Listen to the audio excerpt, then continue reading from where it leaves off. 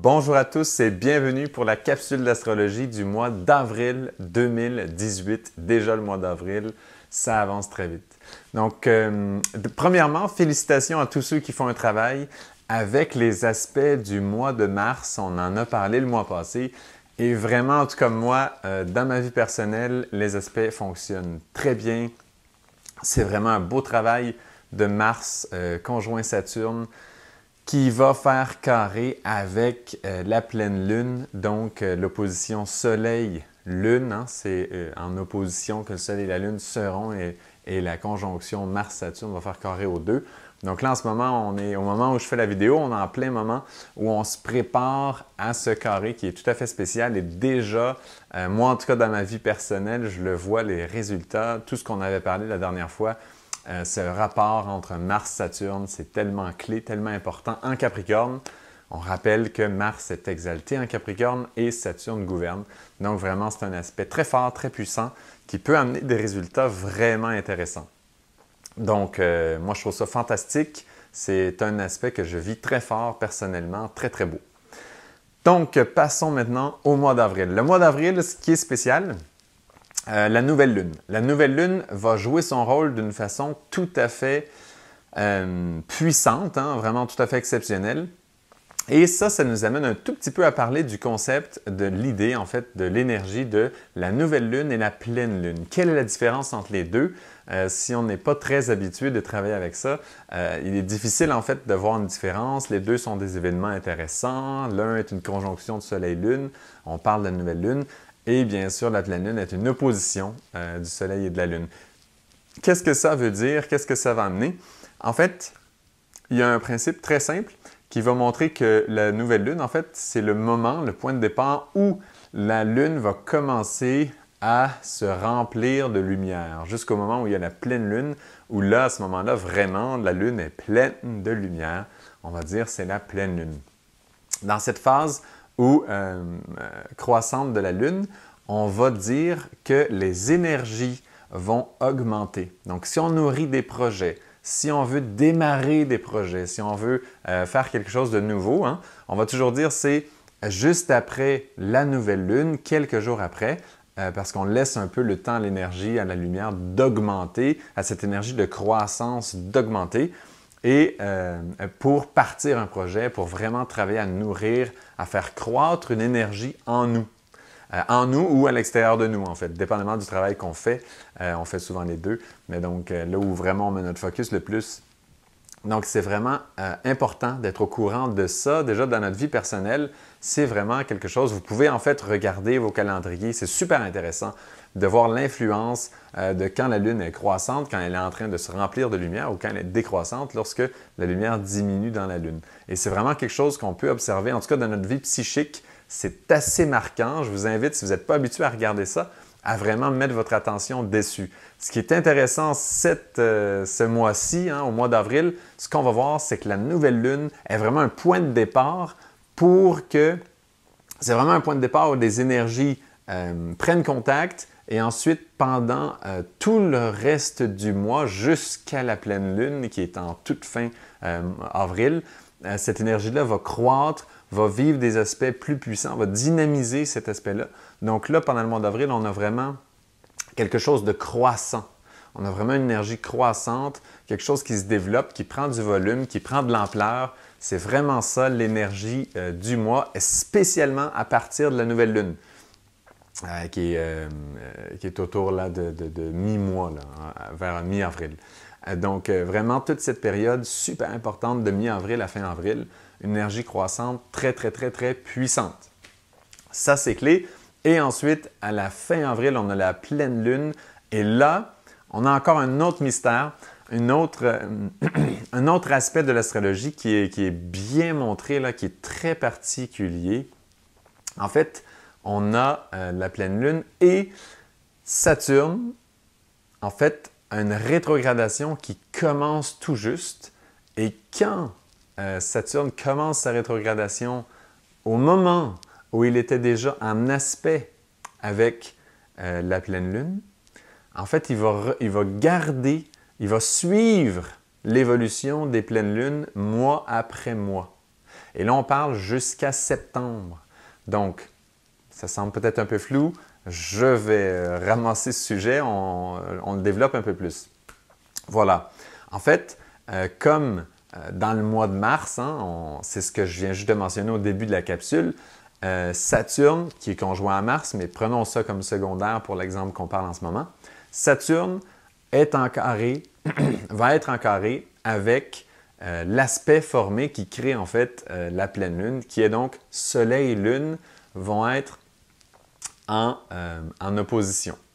Donc, pour avoir une pleine lune, ça prend une opposition Lune-Soleil. Le Soleil étant très stable et défini, ce qu'on va avoir, c'est vraiment un travail super important de la Lune, à quelle vitesse elle va bien sûr rejoindre le Soleil. C'est sûr que la Lune aussi a un cycle tout à fait précis, mais ce qui est vraiment intéressant dans ce cas-là, c'est que Saturne, la vitesse de Saturne quand il y a une rétrogradation, c'est super intéressant de voir que Saturne va suivre la même vitesse que la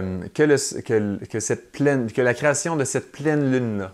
Ce que je veux dire, c'est que Saturne va bouger doucement de degré en degré, mais dans sa rétrogradation, il va perdre quelques degrés, très doucement, à un rythme très précis qui est le sien. Et la pleine lune, vous savez que c'est en un peu plus de 29 jours que la lune fait une révolution, fait le tour du zodiaque en un petit peu plus de 29 jours. Donc, elle aussi, de pleine lune en pleine lune, va perdre quelques degrés. Elle va bien sûr changer de signe, parce que le soleil, lui, change de signe à chaque mois. Mais la lune qui suit le soleil pour créer ses pleines lunes va perdre quelques degrés à chaque mois.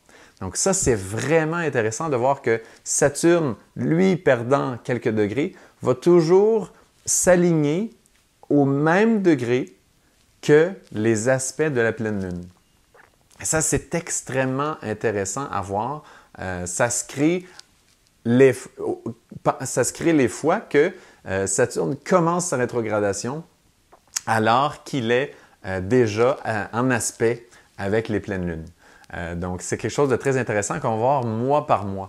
Donc là, on a ce mystère, donc c'est ce lien entre Saturne et la Lune. C'est un lien très puissant pour ceux qui connaissent un peu la Kabbale, l'arbre de vie. On sait que l'ange qui gouverne la séphira Yesod vient de la séphira Bina. Et donc, en sachant que Bina correspond à Saturne, Yesod correspond à la Lune, leurs corps physiques sont la Lune et Saturne, on voit qu'il y a un lien très étroit entre Saturne et la Lune. On sait aussi qu'un cycle de la Lune est d'environ 29 jours et un retour de Saturne est d'environ 29 ans. Donc, il y a vraiment quelque chose cosmiquement qui relie Saturne à la Lune. Il y a beaucoup d'autres liens, mais on en a un ici qui est exprimé et qu'on ne voit pas très souvent. C'est cette suite entre les pleines lunes et le développement de Saturne, alors que Saturne commence sa rétrogradation quand Saturne est en aspect avec la pleine lune.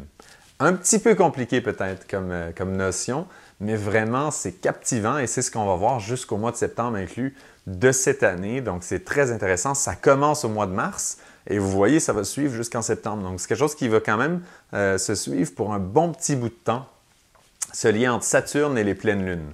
Donc là, on sait déjà que pour 6 mois, on a un lien puissant entre les pleines lunes qui vont nous accompagner et Saturne. Évidemment, c'est au niveau du degré que ce lien se garde. Hein? Ils ne seront pas toujours en carré. Ça va évoluer, ça va passer du carré au trigone sextile, hein? Parce qu'on a un carré de chaque côté. Ensuite, on va avoir un trigone d'un côté et un sextile de l'autre. Ensuite, on va avoir le quinconce, etc. Donc, un paquet d'aspects qui vont s'en suivre. Mais ce qui est certain, c'est que Saturne va être au même degré dans son signe que le Soleil et la Lune lors des pleines lunes dans leurs signes respectifs et ça va créer une série d'aspects différents. Donc, extrêmement intéressant de voir ça alors que Saturne vient de rentrer en Capricorne, signe qu'il gouverne. Ça veut dire que Saturne, cette année, a une influence majeure. Ce petit bout-là, il est vraiment important pour ceux qui sont des mordus de l'astrologie. Vous allez le voir dans nos vies, en fait. Ça va s'exprimer énormément.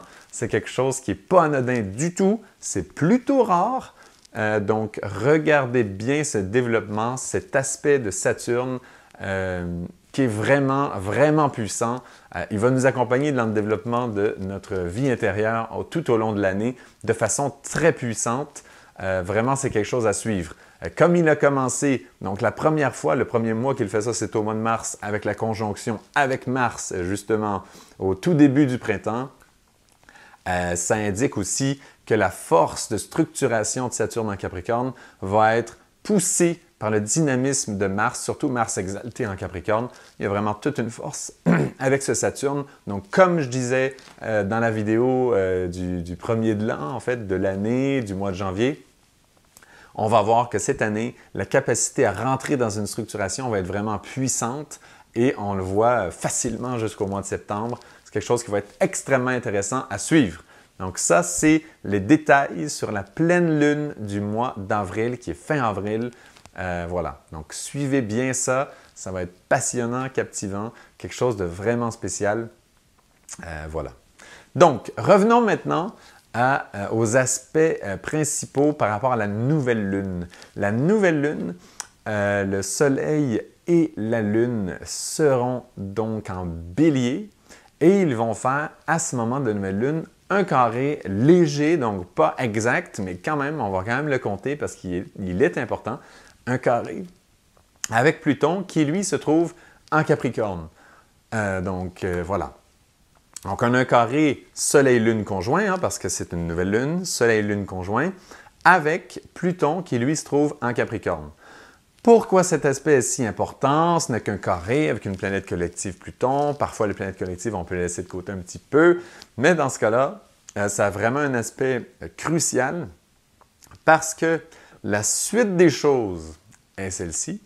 La suite des choses est que un peu plus tard, donc entre la nouvelle lune et la pleine lune, Mars va rentrer en conjonction avec Pluton. Et au moment de cette conjonction, Pluton va tomber rétrograde, comme par hasard. Donc, ça va être un moment très, très fort entre Mars et Pluton. On sait que les deux, dans l'absolu, gouvernent le signe du Scorpion. Donc, toute cette énergie, cette force, quand les deux sont en conjonction, Mars et Pluton, on vient vraiment rentrer dans cette force de volonté, d'identité, de ma force à moi, qu'est-ce qu'elle fait au sein de la société. On vient vraiment travailler ce sujet-là. Donc, Mars va, lui, rentrer en conjonction avec Pluton, qui est impliqué dans le carré de la nouvelle lune. Et le Soleil, lui, qui est également impliqué dans le carré de la nouvelle lune, dans le Soleil-Lune, carré Pluton. Donc, le Soleil, lui, va continuer son parcours et va rentrer en conjonction avec Uranus. Donc, le Soleil va... et ça se trouve en Bélier. Il faut savoir que le Soleil, en Bélier, il est exalté. Hein? C'est le printemps qui revient. Le Soleil est extrêmement puissant avec le Bélier.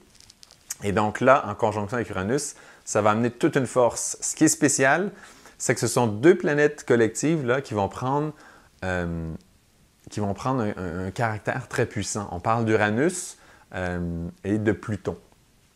Donc, ce sont deux planètes collectives qui déménagent de l'énergie. Surtout, Pluton, lui, va être conjoint à Mars, donc ça va se mettre à bouger. Et Uranus, c'est assez explosif. Il y a vraiment un potentiel puissant, surtout en Bélier. Donc là, la progression des énergies à partir de la nouvelle lune où il y a un carré entre Soleil, Lune et Pluton, un carré, c'est très fort pour dynamiser, pour créer un lien puissant. Et surtout par rapport à une nouvelle lune, on sait que, comme on a expliqué au début de la capsule, quand on a une nouvelle lune, c'est une énergie qui va croître, donc c'est une énergie qui va se développer. Ça veut dire que ce carré-là, donc conjonction Lune-Soleil, Pluton, ça veut dire notre conscience et notre subconscience ensemble avec une nouvelle lune, c'est comme si on va marier les deux, c'est comme si on va créer une nouvelle empreinte réceptive pour aller chercher des énergies nouvelles, comme si on a fait le ménage, comme si on a épuré le travail qui se passait pendant le mois passé. Là, on arrive au moment de cette nouvelle lune, on crée un nouveau, quelque chose de réceptif qui est vierge, qui est prêt à recevoir l'énergie. À ce moment-là, on a le carré avec Pluton, qui lui est en Capricorne. Hein? C'est le même signe où se trouve Saturne, justement. Donc, c'est vraiment intéressant de suivre ça.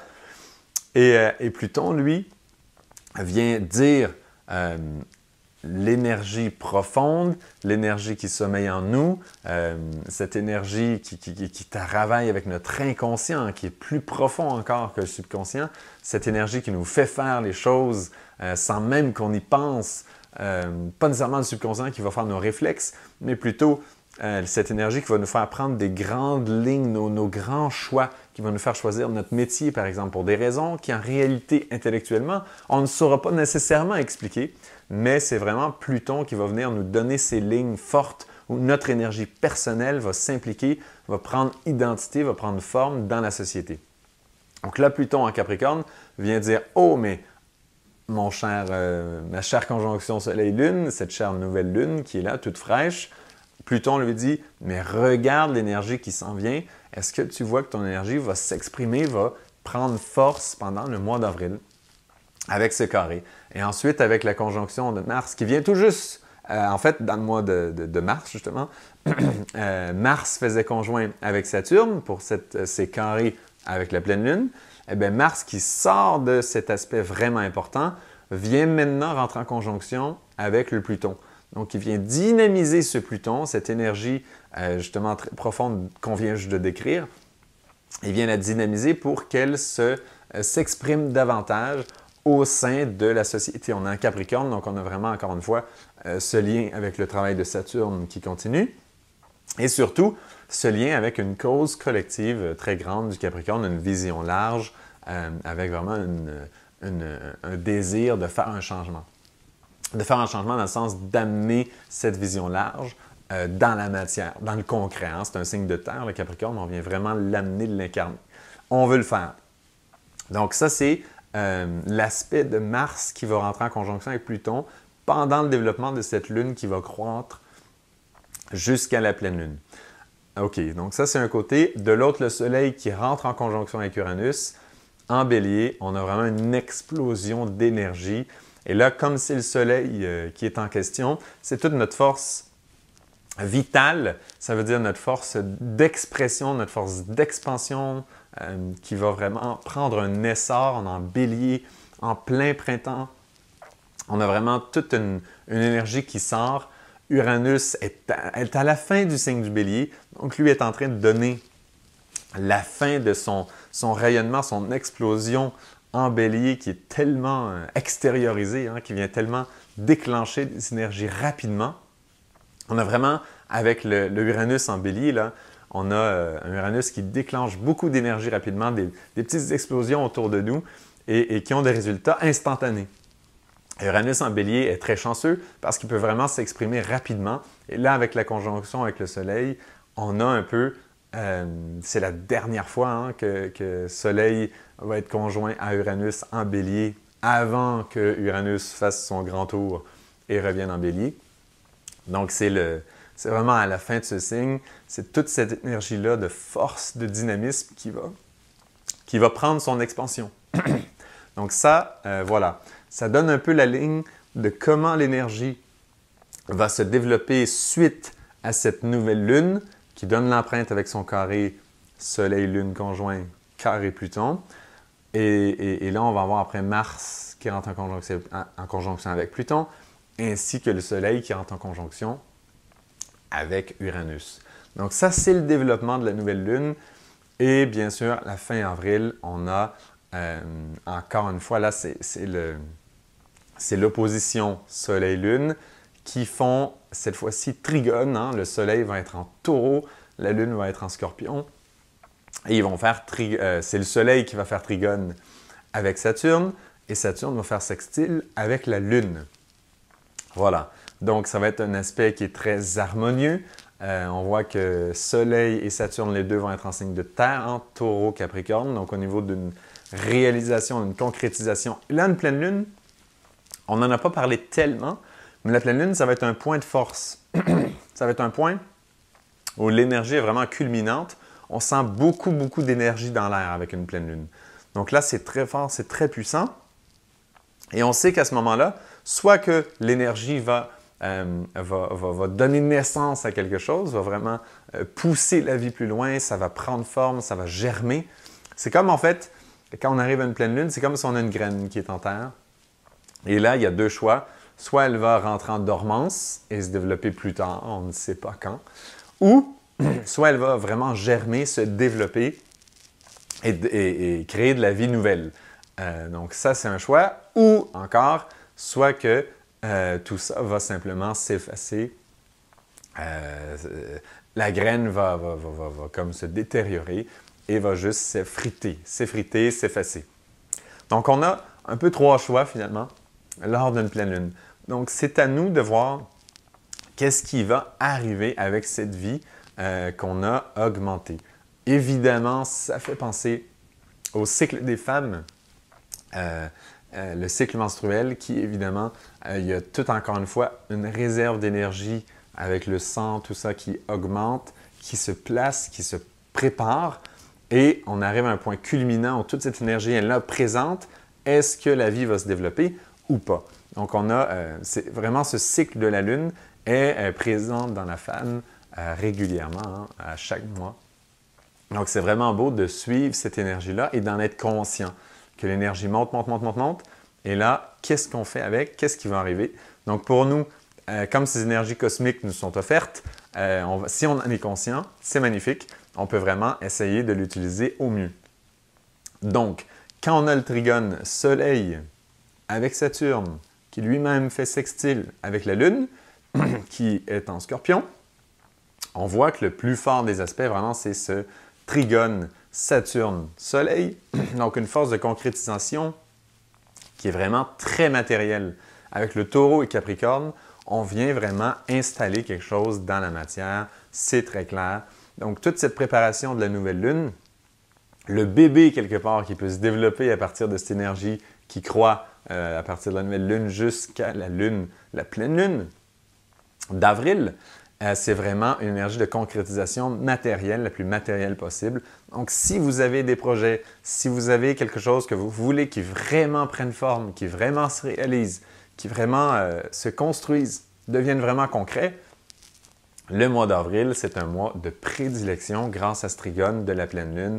Toute la préparation qu'il y a avant, comment notre Pluton avec notre Mars va activer notre énergie identitaire pour vraiment justement aider dans ce processus de donner forme. Hein. C'est en Capricorne, tout comme Saturne se trouve au même endroit. Pas au même endroit, mais dans le même signe.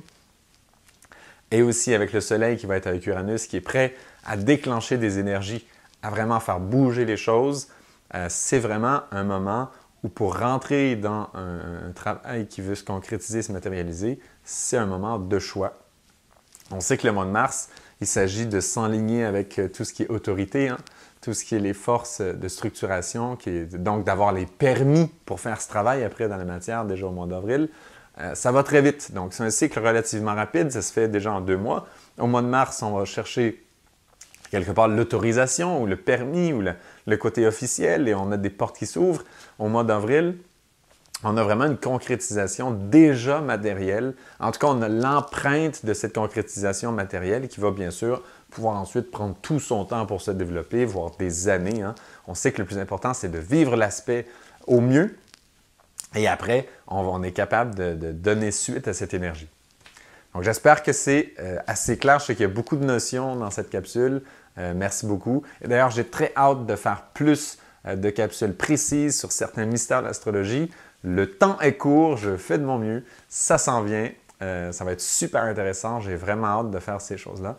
Donc ça s'en vient. N'oubliez pas de vous abonner à notre chaîne. Ça nous aide beaucoup. C'est très encourageant. Les commentaires, n'hésitez pas. Ça me fait toujours plaisir de répondre. Je pense que vous voyez souvent les commentaires. C'est passionnant juste de suivre. Voilà, liker, etc. Ça fait vraiment plaisir. Merci beaucoup d'avoir regardé cette capsule pour l'astrologie du mois d'avril 2018 et on se revoit soit pour plus de mystères d'astrologie si j'arrive à glisser une capsule de plus entre les mois ou au plus tard, on se voit pour la capsule d'astrologie du mois de mai 2018. Merci beaucoup d'avoir écouté. À bientôt.